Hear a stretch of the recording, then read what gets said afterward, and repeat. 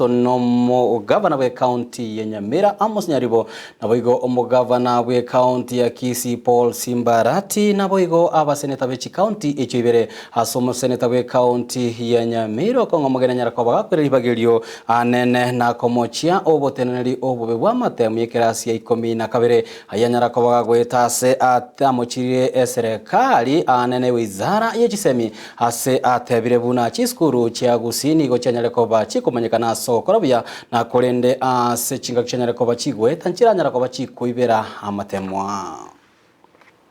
Tukipita aheshimu kwamba Wakisii tuna akili, sisi sio waizi. Kwa hivyo tunakemea hiyo pepo mbaya ishindwe kabisa hiyo. Hawa mapasta ndio wanaombea watoto wetu hawa. Tupite. Sisi hatuibi mtihani. Sijaiba mtihani ndio nikuwe wakili. George Kegoro ajaiba mtihani ndio akuwe wakili. Oparanya hakuiba ndio apite kutoka Kisii School.